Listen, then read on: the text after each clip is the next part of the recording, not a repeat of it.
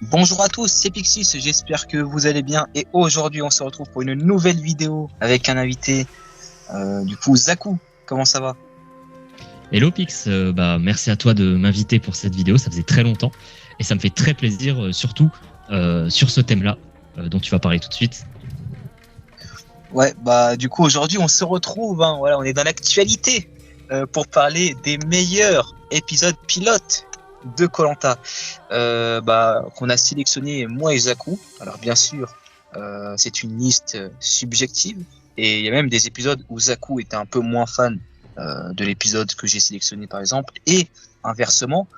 Donc c'est vraiment vis-à-vis de notre regard à nous et n'hésitez pas dans les commentaires à nous dire est-ce que vous êtes d'accord ou pas avec nous et on va commencer tout de suite Zakou. Avec le premier épisode qu'on a sélectionné. Dis-nous lequel c'est. Pour nous, on a voulu déjà sélectionner un épisode de la première ère de Koh-Lanta, donc des 4 premières saisons, et on a décidé que l'épisode le plus marquant de cette ère était celui de Koh-Lanta Panama. C'est quand même le premier épisode où on a un twist d'équipe avec la prod qui a fait les équipes en fonction du genre des candidats. Et il se passe quand même pas mal de moments marquants, hein. Je sais pas ce que t'en penses, mais moi je trouve que c'est un épisode qui est assez rythmé. Parce que t'as quand même le tout début avec la composition des équipes avec le premier twist qui accueille Koh-Lanta. Également, on connaît toute l'histoire avec Sabira et Catherine. Vers la fin, ça part direct avec Jean-Bernard qui lance la ceinture sur les filles, qui fait des doigts d'honneur. Ouais, on est clairement sur un premier épisode un peu explosif. Moi, c'est pas celui qui me marque le plus, mais c'est vrai que pour de la première ère, pour moi, c'est celui qui ressort le plus facilement en meilleur pilote. Ça se battait avec Nicoya, mais Nicoya, c'est pas tant l'épisode en lui-même, c'est plus l'aura qu'a la saison de voir ce premier épisode alors qu'il avait disparu. Et donc du coup il a une saveur particulière, mais en soi l'épisode il se passe pas non plus grand chose d'incroyable. Ils font un petit trek et après ils arrivent sur leur camp et à la fin c'est Jackie qui part. Moi je trouve que Panama a un peu plus de saveur parce que c'est vraiment explosif. On venait de voir Bocas del Toro avant, là on arrive et ça repart direct en couille avec directement des embrouilles épisode 1 et des candidats bannis, etc. On a vraiment l'impression que c'est la continuité de Bocas del Toro et moi, c'est un épisode qui m'a beaucoup marqué, alors que c'est pas une saison que j'apprécie tant que ça. Ouais, moi, c'est vraiment en revoyant la saison que j'ai vu que c'était vraiment quand même une saison assez sympa. C'est pas une saison que je n'apprécie pas, c'est une saison que j'aime bien. Et moi, cet épisode 1, moi, je le mets facilement dans la liste. Et puis même, c'est la naissance aussi de Raphaël qui commence direct avec son côté très survivaliste. Non, c'est vraiment, pour moi, un épisode très marquant dans les épisodes pilotes pour le coup. On va enchaîner ensuite avec le deuxième qu'on a sélectionné. Du coup c'est la saison qui suit, c'est Koh-Lanta Pacifique, premier épisode génialissime. Alors peut-être qu'il est moins explosif que celui de Panama, mais voilà, on est d'accord avec Zakou pour vous dire ça en disant que c'est un épisode qui transpire la nostalgie, qui transpire une chose. Ce début avec la musique, avec aussi ils sont tous dans le bateau la nuit. Au début c'était même dans un camion. Il y a une image qui ressort de ce Koh-Lanta, de ce premier épisode, excusez-moi, avec également la composition des équipes, avec les jeunes et les anciens. Également la fin qui est très mythique avec le double conseil, avec l'abandon déguisé de Aude et qui est puni par Denis Brognard, les jaunes. Et c'est un épisode qui me marque terriblement. Et moi, vu que je suis un grand fan de Pacifique, comme Zakou d'ailleurs, ça nous a quand même plutôt marqué, Zakou. C'est un peu à tous les deux notre Madeleine de Proust, cet épisode-là. C'est une saison qu'on adore tous les deux. Alors peut-être que ceux qui apprécient moins la saison auront moins ce côté nostalgique vis-à-vis de celui-ci. Mais moi, c'est vraiment quelque chose qui m'a marqué. Et un truc que tu n'as pas dit, c'est que c'est aussi le premier épisode de la nouvelle DA, direction artistique de Koh-Lanta. Donc c'est littéralement l'épisode qui a introduit ce logo devenu culte, certaines musiques. Vraiment, l'identité graphique de Koh-Lanta s'est construite aussi sur cet épisode-là. Et je trouve aussi que c'est un épisode qui caractérise directement les personnages qu'on va avoir. pour le coup, vraiment, tous les personnages sont bien présentés. On voit directement Mohamed qui va devenir un personnage fort. Il y a directement l'exclusion des Eliane, Francis et Sophie, je crois, le nom de la dernière. Sylvie, pardon. Qui se font exclure de l'équipe des vieux. Comme tu l'as dit, le conseil avec Aude qui demande à tout le monde de voter pour elle. Denis qui n'accepte pas. Denis, il avait encore du caractère à cette époque. Denis qui n'accepte pas. Du coup, il y a revote. Et du coup, les candidats s'y attendaient pas. Ils votent un peu n'importe comment. Il y a même des votes contre Mohamed et tout. Son seul vote de la... non, contre Clémence, pardon. Le vote contre Clémence, son seul vote de l'aventure. Et du coup, Mathieu qui part parce que c'était un personnage qui, à l'écran, paraissait un peu détestable. Non, je trouve que c'est un épisode vraiment très symbolique de ce que va être Koh-Lanta durant cette ère, de ce que va devenir Koh-Lanta par la suite, et où vraiment les personnages sont incroyables, quoi. Ouais, les portraits et tout, enfin, ça annonce que du lourd et c'est tellement bien rythmé que c'est un épisode qui transporte l'appréciation, hein, pour nous. On va enchaîner sur un épisode qui fait un peu l'unanimité, hein, je crois, il me semble, je ne sais pas. C'est Koh-Lanta, le retour des héros, l'épisode pilote. Du coup, pourquoi on l'a mis là, Zakou? Déjà, c'est un épisode pilote très long, c'est un épisode quasiment de 2 heures de mémoire. C'était une première pour l'époque. Et c'est l'épisode du premier All-Star. Ils ont mis le paquet dans l'aspect nostalgique, hype et épique de ce premier épisode. Moi, quand je me le suis rematé, à chaque fois, j'ai cet élan de hype qui débarque en me disant putain, je suis quand même content de les voir, ces candidats-là. On voit Tony, moi j'ai envie de pleurer à chaque fois que je vois Tony. Je me dis putain, Tony, c'est un de mes candidats préférés. Tu revois François David et Émilie qu'on avait quitté 2-3 ans avant, qui avaient été hyper marquants. Certains candidats de la saison 4, on se dit ah ouais, d'accord, va y avoir du bordel. Et je sais pas, l'élimination de Jean-Luc, il y a quand même une confrontation entre hommes et femmes. Le cadre, mon cher Pix, la forêt amazonienne, c'est incroyable. Et même au niveau des épreuves, Jade qui est pas content de son équipe, qui s'en va en pleurant. Les épreuves sont hyper intenses, c'est des épreuves très dures. Il y a directement 2 éliminés. En tout cas, à ce moment-là, on pense qu'ils sont éliminés. Amel et JB. Moi, je trouve qu'il se passe beaucoup de choses. C'est intense. L'élimination de Jean-Luc, on s'y attend pas forcément parce que c'est pas celui qu'on voyait le plus mal dans son équipe. Ouais. C'est un épisode hyper complet et pour moi, c'est top 3 des meilleurs premiers épisodes qu'on a eu dans l'émission. Ah ouais. Je peux comprendre. C'est vrai que il est tellement massif et puis la définition même de la saison et de cet épisode-là, le All-Star et le retour pour la première fois d'anciens aventuriers, quoi. Et puis ouais, franchement. Ouais, t'as tout dit, Zakou, c'est vraiment un épisode ultra mémorable, épisode pilote à la hauteur pour le coup. On va enchaîner ensuite avec le prochain, et c'est l'épisode pilote de Palao. Et là, il y a tellement de choses à dire que je pense qu'on va s'embrouiller, qu'on va oublier des trucs. Mais cet épisode-là est peut-être la définition même de la saison. C'est-à-dire que c'est bordélique, mais un bordel intéressant en fait, pour le coup. Avec le début, sur le bateau, avec Outer qui vomit, Freddy en prince, enfin en chevalier blanc.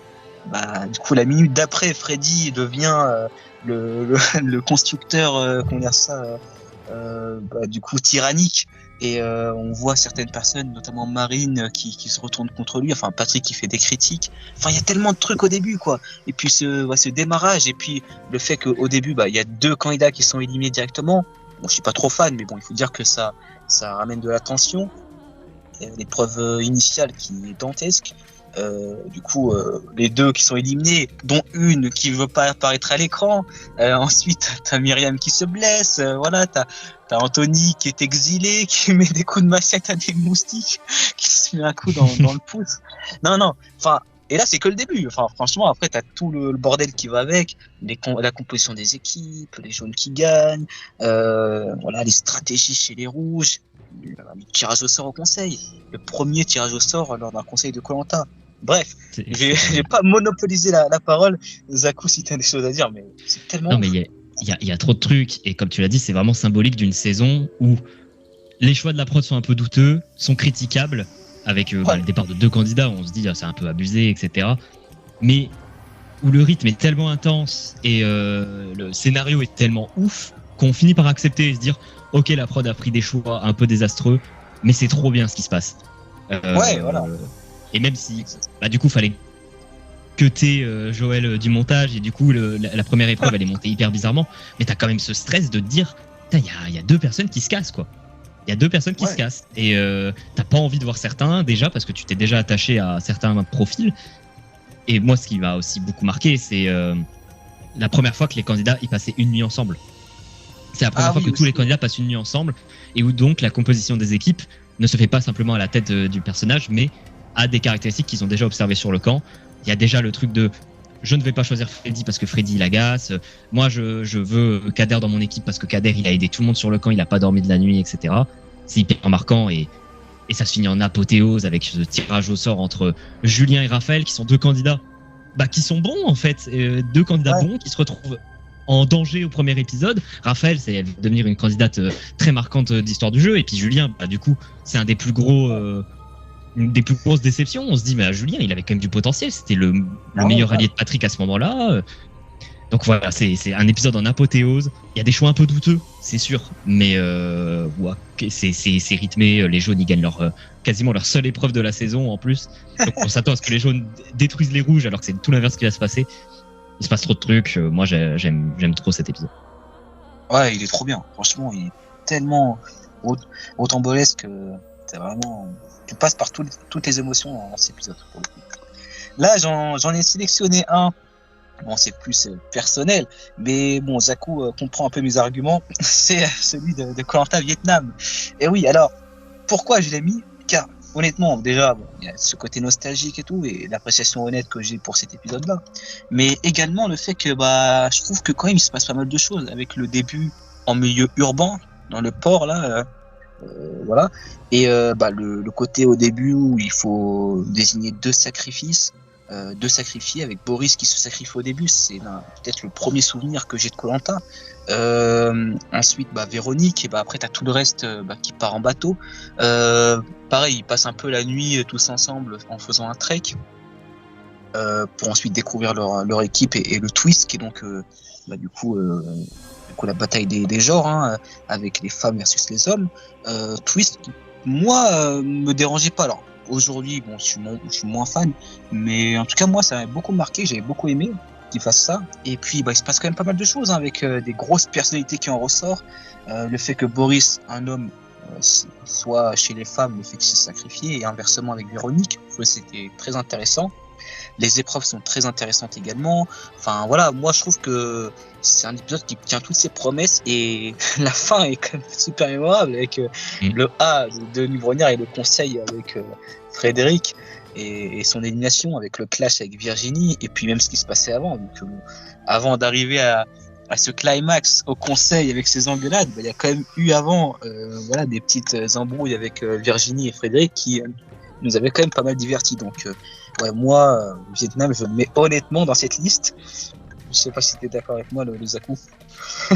D'un point de vue personnel, j'ai pas l'attache que tu as avec cet épisode, parce que toi, c'est ton premier épisode de toute ta vie de Koh-Lanta, donc forcément, ça te marque aussi personnellement.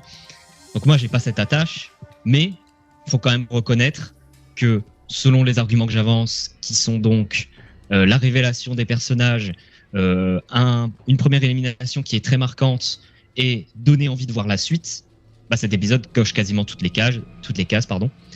On a l'élimination de Frédéric qui est vraiment en fanfare avec la création du plus grand mème de Koh-Lanta. À partir de là, cet épisode est forcément culte. Et je trouve qu'en termes de révélation des personnalités, avec ce premier twist de voir les candidats en milieu urbain, devoir choisir 2 personnes qui vont devoir se sacrifier pour ne pas participer à l'aventure, que ce soit Boris et Véronique, la petite mamie gâteau, on se dit oh non la pauvre, et au final ils se retrouvent dans le camp du genre opposé, créant donc des situations très particulières et très marrantes avec Véronique qui prend le rôle de maman du camp et Boris lui qui a le rôle du kéké où les meufs se moquent un peu de lui parce que c'est un peu un empoté dans certains domaines de survie, etc. C'est quand même marquant. C'est pas l'épisode qui moi d'un point de vue personnel me hype le plus pour la suite, mais il cause toutes les cases d'un très bon épisode. Donc je comprends totalement ton choix de le mettre dans cette liste. C'est nickel. En tout cas, on va enchaîner avec le prochain. Qu'est-ce qu'on a mis comme épisode, Zakou, pour le prochain? encore et toujours Raja en pâte. La saison est toujours première dans tout ce qu'elle fait. Ici, ça déroge pas à la règle. L'épisode est incroyable. Déjà, on en a un peu parlé juste avant nous deux en off, mais l'intro de Raja en pâte, l'archipel des 4 rois, incroyable. Moi, je m'en souviendrai toujours. Et c'est, Raja en pâte et ses personnages. On découvre Théoura, qui aide pareil à faire le radeau, très similaire à Palao d'ailleurs, ce début d'aventure. Ouais. GG, GG, c'est un personnage, même si c'est pas là qui fait ses plus grandes masterclass, on a quand même la création de sa cabane, etc. On a un blindside dès le premier épisode, incroyable, limite du jamais vu dans Koh-Lanta, hors tirage au sort à Palao ou Jean-Luc à la limite dans le retour des héros. Donc c'est un épisode qui a tout, les épreuves sont folles, le casting, on nous le présente directement, on a direct des attaches, Martin qui se pose directement comme le chevalier des Rouges, qui aide Lisa, qui aide Florence, qui ne se sentent pas bien après l'arrivée sur le camp. On a vraiment énormément de choses dans cet épisode, même les jaunes, Steve qui montre toute sa personnalité, je sais pas, c'est un très très bon épisode. Alors c'est peut-être pas le meilleur, mais encore une fois, Raja en pâte réussit dans tout ce qu'elle entreprend, donc rien à dire sur cet épisode. Ah ouais, il donne vraiment envie de voir la suite pour le coup. Et puis même, en termes de tous les domaines, stratégie, épreuve, survie, divertissement pur, il coche toutes les cases. On va enchaîner ensuite avec le prochain épisode, qui est en général considéré comme le meilleur épisode all-time, épisode pilote. C'est Koh-Lanta, la revanche du coup des héros. Là, voilà, c'est tellement ouf que bon, c'est compliqué d'aller chercher les arguments, quoi. C'est quoi cet épisode de ouf, quoi. Il est vraiment parfait. Déjà, c'est un All-Star. Et quoi qu'on dise, le fait que ça soit All-Star, bien sûr que ça aide. Le fait que tu retrouves les personnages les plus mythiques de Koh-Lanta. Là, on parlait de l'intro géniale de Raja en pâte. L'intro de la revanche est peut-être la plus connue, la plus mythique, avec tout ce béaba de candidats, ce début, avec le parcours du combattant, Freddy, Bertrand, Moussa, Claude, Théoura, t'as vraiment tous les gros noms, et même au niveau des femmes, t'as quand même Isabelle, t'as Patricia, Pumba, vraiment t'as un début faramineux avec vraiment... Même ils sont allés chercher le beau leader de 2002, Nicolas, putain. Vraiment, c'était les présentations, même avec Patrick. Tu te dis, mais waouh, comment cette saison peut rater et peut pas être une saison culte. Pour le coup, ça a fonctionné contrairement à une autre saison. On parlera plus tard. Mais en tout cas, c'est vraiment un épisode qui marche. Et même après cette épreuve initiale, même au niveau des équipes, ça reste toujours intéressant. Et puis même l'épreuve éliminatoire des Rouges, et le conseil très intéressant du fait que on a quand même deux parties qui s'affrontent, le parti de Claude et le parti de Nicolas, et le prochain épisode 2 sera l'épisode décisif pour départager qui va prendre le lead sur cette équipe des Nekmao pour le coup. Donc épisode d'anthologie. Musaku, je pense que tu es d'accord avec moi. C'est un des rares épisodes pilotes qui peut limite être considéré comme un des meilleurs épisodes de Koh-Lanta. Il est même souvent cité comme le meilleur épisode de Koh-Lanta. Donc, il n'y a pas grand-chose à dire. Directement démarrer par une épreuve dantesque, un parcours d'obstacles en 2 étapes avec des sacs. On se dit, ok, le gagnant de cette épreuve, il va directement marquer le coup. Et il va directement s'imposer comme un des meilleurs candidats en épreuve. Et bon, moi j'ai mon petit côté affectif pour Freddy qui ressort, ou quand j'avais vu l'épisode à l'époque, waouh, Freddy qui gagne cette épreuve, j'étais tellement heureux, alors que la concurrence est folle. Et même le concept, ne serait-ce que le concept de la saison de aucun gagnant, que des candidats qui sont allés super loin avec une possibilité de gagner qui s'est cassé les dents à la dernière seconde, ça donne directement envie. T'as pas parlé aussi de la sortie de Fabienne. Moi, Fabienne, c'est une candidate qui m'avait beaucoup marqué et j'étais dégoûté de voir Fabienne sortir. Il y a beaucoup de choses, même au niveau de la survie. Freddy qui a pris de Grégoire et qui arrive à faire le feu directement. Je me souviens aussi d'une scène où il bouffe des termites. Je sais pas, il y a aussi ne serait-ce que la présence de Francis, qui est le candidat qui a fait Koh-Lanta le plus âgé. aussi, tu te dis, putain, le casting, il reste quand même varié. C'est pas que des mastodontes. Ils ont quand même essayé de prendre des candidats comme Maud, comme Francis, comme Fabienne, qui sont un peu plus... qui ont marqué d'une autre manière potentiellement l'aventure. Et rien à dire, c'est un épisode de fou. On retrouve toutes les plus grandes personnalités de l'histoire de l'émission. Ça ne peut que hyper. Je comprends totalement. Voilà, on va pas rester une éternité là-dessus. C'est un classique, clairement. Disons les termes. On va enchaîner ensuite avec un épisode. Je ne sais pas si vous serez d'accord avec nous. Je pense quand même c'est celui de Malaisie, l'épisode pilote de Malaisie. Mais enfin ouais, il est quand même plutôt mémorable. Yosaku, je te laisse commencer. Oui, j'ai pas mal poussé pour qu'il y ait cet épisode parce que même si c'est pas forcément la meilleure saison, etc. C'est un épisode où il y a pas mal d'images qui me restent en tête. Moi, le départ avec l'épreuve en binôme, où on a ne serait-ce que Nadine qui se casse la gueule et puis Michael qui l'engueule à moitié, ça me pose directement les bases. Phil, il va faire des masterclass toute la saison, mais là, il est survolté, il fait des dingueries sur dingueries, et puis il est banni. C'est aussi un twist où il y a du coup l'histoire des bannis, on ne sait pas, on ne dit pas ce qui va se passer avec eux. Ça laisse quand même pas mal de mystères et ça nous tisse pour la suite, donc on a envie de voir. Et il y a quand même certaines scènes qui sont assez marquantes. Moi, la scène où Mélanie tombe de malaise 2 fois pendant l'épreuve avec toute sa team qui en a rien à foutre et qui l'engueule en mode relève-toi, et qu'au final elle se fait sortir et en plus elle crie quand elle se relève, elle est en non, j'ai envie de me battre. Moi je trouve ça incroyable. C'est un casting qui est quand même puissant. Namadia, il marque directement par sa stature et parce qu'il gagne la première épreuve avec Camille. Non, il y a vraiment des trucs très très cool dans cet épisode. Alors c'est pas celui qu'on mettra en premier parmi les meilleurs, mais si on doit faire une liste, moi il reste quand même dans les belles mentions honorables, quoi. Moi je suis d'accord. Je pense que même objectivement il est meilleur que même celui du Vietnam quand même. Je pense. Il se passe vraiment quand même pas mal de choses. Et puis comme t'as dit. Tu l'as très bien dit au début, il y a vraiment des images qui te restent en tête à cet épisode. Tu dis, donc il fait sa fonction d'épisode pilote super marquant. Donc il est quand même, il mérite d'être dans cette vidéo. On va faire un grand bond dans le temps là. On va enchaîner avec le prochain épisode qui est donc Koh-Lanta Cambodge avec le premier épisode. Mais waouh, franchement moi j'étais comme un ouf quand j'avais vu la saison en direct. Cet épisode 1 qui part dans tous les sens, enfin peut-être pas dans tous les sens, mais c'est surtout le fait que t'as cette nouveauté dans la saison des 3 équipes, puis ça marche tellement bien, le divertissement est tellement présent, c'est tellement bien amené par le montage, c'est-à-dire qu'on switch, t'as 3 équipes très différentes avec les rouges menés par un Yacine vraiment exceptionnel en survie qui va nous émerveiller dans ce domaine-là. Ensuite, avec les jaunes, où tu as quand même ce côté un peu stable du fait que ça reste un peu plus cool que chez les bleus, ou chez les bleus, c'est vraiment la cacophonie, le bordel. Ouais. Donc, c'est vraiment trop bien ce premier épisode. Et le fait que c'est les bleus qui perdent l'immunité, ça part dans tous les sens. Et puis Dylan qui se fait éliminer, peut-être l'une de mes plus grosses surprises. Quand j'ai regardé Koh-Lanta, c'est l'élimination de Dylan à l'épisode 1. Pourtant, c'est pas si surprenant que ça, quoi. Il a très mal joué.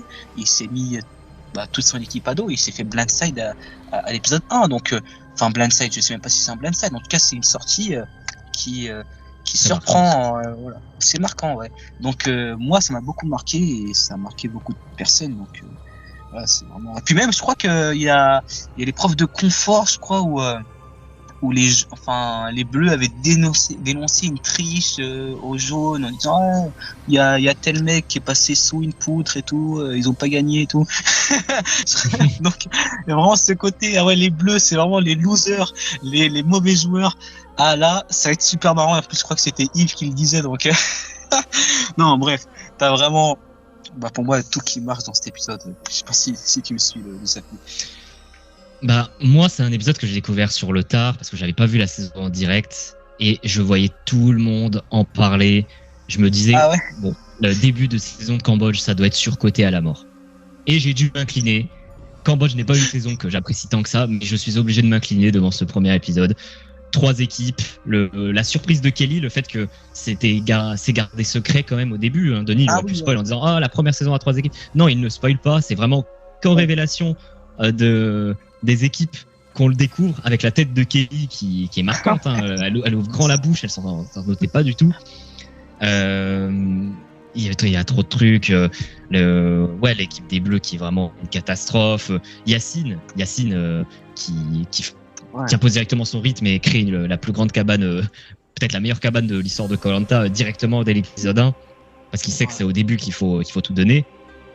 Non, c'est vraiment un très bon épisode et je suis obligé de m'incliner, même si j'aime pas forcément la saison. L'épisode 1, rien à redire. En plus, il hype tellement pour la suite parce que on a quand même le teasing. On parle pas assez des teasings, mais aussi le teasing des 3 nouveaux arrivés, etc. Teasing des embrouilles aussi qui vont arriver dans l'épisode 2 avec Hill, etc. Masterclass. Je comprends pourquoi c'est un épisode qui a marqué même la sphère plus Colantix, comme t'aimes bien le dire, de Kael. C'est un des premiers épisodes qui a le plus marqué le public en global. Donc c'est qui est forcément bon. C'est vraiment un épisode qui a marqué tous les téléspectateurs de Koh-Lanta. Pareil donc pour le prochain dont on va parler, c'est du coup l'épisode de Koh-Lanta, l'île des héros. Je te laisse en parler du coup, Zach. Pareil, c'est le second épisode qui a le plus marqué le grand public. Alors on est obligé de le mettre. Personnellement, c'est pas mon épisode pilote favori. Quand je l'avais vu, je l'avais trouvé sympathique, évidemment. Ça reste un bon épisode. Mais pas forcément celui qui me hypait le plus. Après, c'était ma période où j'étais un peu moins fan de Koh-Lanta, etc. Il aura fallu le Covid pour que ça revienne. Mais forcé d'admettre qu'il y a quand même des scènes marquantes. L'arrivée des héros, on est trop content de revoir Claude. Ça faisait 8 ans qu'on l'avait pas vu. Théoa, ça faisait 6 ans. Moussa, pareil, ça faisait hyper longtemps. Jessica, très contente de la revoir. Sarah aussi. Voilà, l'arrivée des héros est parfaite. Évidemment, là, on parle de l'éteignage de feu de Joseph, qui est forcément un des moments les plus cultes de Koh-Lanta aujourd'hui, quoi qu'on en pense. Et même il y a des abandons médicaux, il y a le Sam qui est un personnage quand même hyper important et qui fait directement des prouesses et des merveilles. Un épisode très bon qu'on est obligé de mettre ici. Et puis même tout ce qui se passe avec Ahmad, du fait que voilà, c'est pas bien âgé. Et pour le coup, il abandonne, il fait perdre son équipe. Une première. À l'unité, une première, je crois qu'avec à Palawan, ça avait déjà. Avec Véronique causait pas sauter, en effet.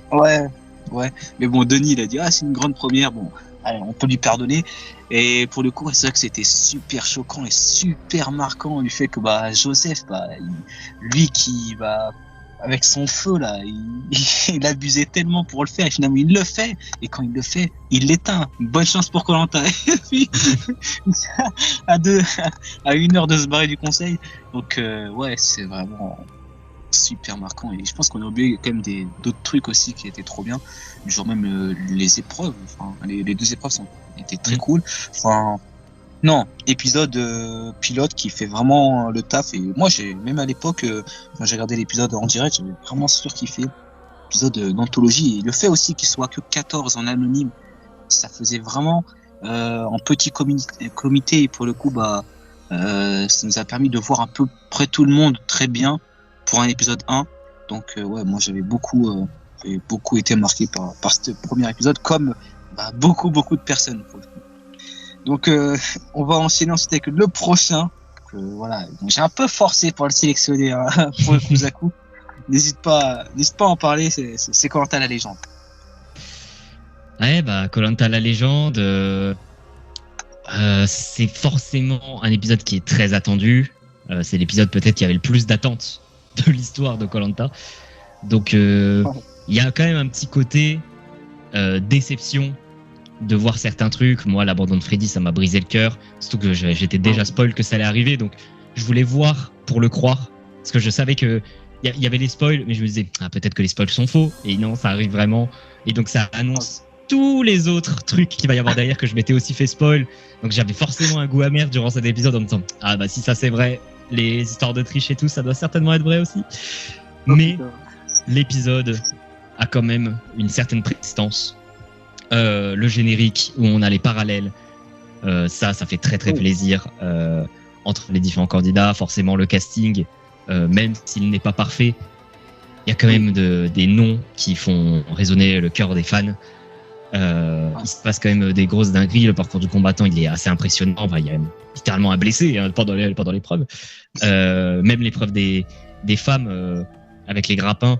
Moi, je me souviens de Clémentine qui est survoltée, qui domine pendant tout le parcours. Moi, j'adore Clémentine, donc j'étais en mode oh vas-y, elle est trop forte, etc. Elle va les exploser les autres meufs. Et au final, elle se foire totalement au grappin. Et ouais, revoir des candidats qu'on n'avait pas vus depuis certains 11 ans, 12 ans. C'était hyper impressionnant de voir le changement. Voilà, je regrette juste peut-être des éliminations qui sont pas très très marquantes. Peut-être celle de Karima un peu plus. Parce qu'il y avait une vraie hésitation sur qui éliminer. Et il y avait un clash. L'élimination d'Hugo manque peut-être d'un peu d'impact. Forcément pour un premier épisode. Donc ouais, moi c'est pas un épisode que je porte trop dans mon cœur, mais t'as peut-être d'autres arguments à avancer pour le défendre. Ouais, bah moi c'est vraiment le côté retrouvailles et vraiment aussi gros regroupement de grosses légendes de Koh-Lanta. Et moi ça m'a quand même marqué, j'ai quand même bien aimé, même si bon comme toi le début j'étais un peu surpris qu'il fasse moi j'aurais préféré qu'il fasse un truc plus classique, on va dire, comme à la revanche des héros. Mais ouais, ils sont partis dans un truc faire homme avec les hommes isolés puis les femmes isolées. Donc ouais, ça donnait peut-être c'est pas le meilleur des premiers épisodes, mais bon, il faut dire que par rapport à l'attente et tout, et même à ce qu'il produit cet épisode-là avec les premières épreuves, du coup le fait que ça soit le Koh-Lanta des 20 ans, moi je trouve que quand même il tient quand même ses promesses, tu vois. Mais aussi, moi je peux comprendre un peu moins ça. Aussi par rapport au reste de la saison, c'est peut-être le meilleur épisode de la saison. Ça, c'est ça, c'est un truc qu'on peut pas retirer. Les 2-3 premiers épisodes de la légende sont les meilleurs épisodes de la saison. Donc, ça a peut-être sa place. Voilà, il y a ça aussi. Donc, c'est vrai que ça part vraiment en furie. Et puis bon, avec la suite, malheureusement, c'est un peu moins top. Mais bon, j'ai un peu forcé pour le mettre. Peut-être que c'est l'un des épisodes qui a le moins sa place. Je ne sais pas, mais n'hésitez pas à me dire dans les commentaires si vous êtes d'accord avec moi sur ce choix ou plus d'accord avec Zaku qui a ses réserves et que je comprends d'ailleurs. Et on va terminer du coup cette vidéo avec du coup le dernier épisode qu'on a sélectionné. C'est du coup le pilote de Koh-Lanta, le feu sacré. Alors plus basique il faut dire, mais qui regorge de tellement de choses intéressantes. Et un début avec du coup le naufrage qui est super bien amené, avec même Rudy et Tania, je crois, avec Esteban qui font une alliance dans l'eau pendant qu'ils sont en train de nager. Voilà quoi. Nous qu'on attendait la stratégie, voilà, on a été servi pour ce premier épisode avec avec tellement de profils intéressants, le fait que ça démarre direct avec une épreuve de parcours du combattant, un Nicolas qui s'annonce comme un candidat parfait. Et spoiler alert, il l'a été. Pour le coup, la suite de l'épisode est tellement intéressante du fait que, comme dans la guerre des chefs, ils vont rester pour le coup dans la nuit ensemble pour faire connaissance, pour ensuite composer les équipes. Et t'as vraiment tout ce côté de réflexion stratégique. J'avais vraiment pris mon pied dans cet épisode-là, et j'avais vraiment adoré. Et puis même ce qui se passe après la composition des équipes, l'épreuve notamment d'immunité était très très intéressante, très bien montée, très bien amenée, même aussi les jaunes qui croyaient gagner et puis finalement non, c'est les rouges qui ont volé leur victoire. Et l'élimination qui n'est pas forcément très surprenante, mais c'est pas une élimination qui sort de nulle part. Il y avait quand même un petit lore qui en ressortait. Elle a quand même Célia, c'est ça son blaze je crois, qui essayait de faire quand même des stratégies. Elle a un peu merdé, mais bon, clairement c'était quand même intéressant. Et franchement, moi je trouve que c'est dans ces dernières années l'épisode pilote qui m'a le plus convaincu. Je pense que ton avis, Zakou, là-dessus? Oui, bah moi je suis assez d'accord. Des 5-6 dernières saisons depuis la légende, c'est l'épisode pilote le plus convaincant. Même si à l'époque j'avais quand même mes réserves, j'étais un peu plus aigri qu'aujourd'hui vis-à-vis de l'épisode. Mais ouais, non, mais il se passe pas mal de choses sympathiques. Comme tu l'as dit, le fait que les candidats passent une nuit ensemble d'abord, pour moi, ça fonctionne toujours. On l'a revu en plus avec l'épisode de la nouvelle saison. Ça marche très très bien. On a les premiers rapports de force, que deux personnes doivent constituer leur équipe, et du coup, ils se font à la fois corrompre par d'autres en mode oh, choisis-moi machin, ou à la fois ils ont leur chouchou et certains qui veulent pas. Moi je veux pas être avec toi. Tout le monde personne ne veut être avec Elena, tout le monde est avec Nicolas. On a vraiment cette différence de vision entre les capitaines qu'on avait aussi avec la guerre des chefs, avec Victor qui dit à Béatrice non moi je veux pas être avec toi. c'est toujours quelque chose qui marche très très bien. On aurait pu mettre la guerre des chefs dans cette liste d'ailleurs, parce qu'elle est très similaire quand même au feu sacré. Non, moi ça marche très bien. Je trouve que les personnalités sont très très cool. C'est un casting qui est très réussi de base. Et commencer directement par le combattant avec Elena et Nicolas qui ressortent. L'élimination de Celia qui est ok, pas la plus marquante du monde, mais je me souviens qu'elle ramène une espèce de boîte devant ses camarades en disant ah regardez j'ai trouvé un collier, et les gens qui lui disent ah mais ça on l'a vu tout à l'heure machin, et elle passe totalement pour une menteuse, et elle s'en va sans dire un mot. J'ai trouvé ça trop marrant. Et quand même c'était pas si certain que ça, parce que Tania et Benjamin ils faisaient pas grand chose, ils sont déjà critiqués, ils sont déjà très proches, ça fait un peu peur aux autres. On apprend aussi dans les diverses interviews, notamment celle de Laura qu'elle avait fait chez Clemenco, que apparemment Clémence était très très vénère au niveau de la stratégie et voulait sortir Nicolas directement. Moi je trouve ça incroyable de savoir ça. Et on a cette équipe rouge qui est un peu l'équipe avec le plus de personnalité, l'équipe jaune qui est un peu plus mesurée. Et au final on apprendra à découvrir l'équipe jaune beaucoup plus tard, leurs différentes personnalités, etc. C'est un épisode qui est vraiment très bon, simple mais efficace. Moi je trouve que c'est un peu la définition de cet épisode.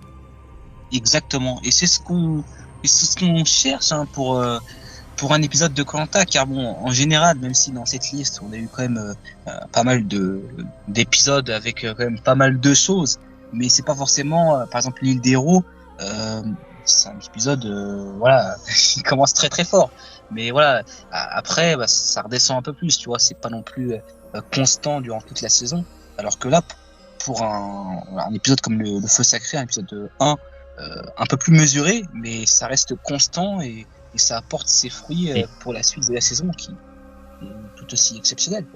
Et un autre truc, c'est que le feu sacré avait eu cet avantage par rapport aux autres épisodes de cette période-là, d'avoir eu 1 an de pause avant et 1 an de pause après. Ce qui faisait que quand l'épisode 1 de Feu Sacré arrivait, bon déjà moi j'aimais beaucoup la DA du totem en feu, etc. Je trouvais ça très très propre. Mais ce qui faisait que la hype pour le Feu Sacré était assez grande, en tout cas de mon côté, et ça m'a même donné envie d'en faire des vidéos, c'est dire. Non, je trouve que c'est vraiment un épisode qui répond aux attentes. Pas forcément de moments cultes de ouf comparé à d'autres qu'on a pu citer, mais parfois il n'y a pas besoin de moments cultes de ouf. Bien présenter les personnages, bien présenter le concept de l'émission, du twist ou n'importe, peut être suffisant, et c'est ce qui définit pour moi un bon épisode. Complètement d'accord avec toi, Zakou. Pour le coup, voilà, merci à toi, Zakou, d'avoir participé à cette vidéo. C'était très très plaisant de discuter avec toi. Merci à toi de l'invitation. Désolé aux épisodes préférés de certains qu'on n'a pas cités. On avait quand même pas mal de mentions honorables. On a pas mal bataillé pour savoir quelle saison mettre. Je pense à Palawan, même le choc des héros. Moi, j'avais aussi une petite appréciation pour le totem maudit, mais on n'en reparlera pas. Merci à toi de l'invitation, c'était très très cool. Les premiers épisodes, c'est hyper important. C'est ce qui marque ce qu'on attend de la saison et le rythme pour la suite. Et je suis content d'avoir pu parler de ce sujet avec toi, c'était vraiment très très cool.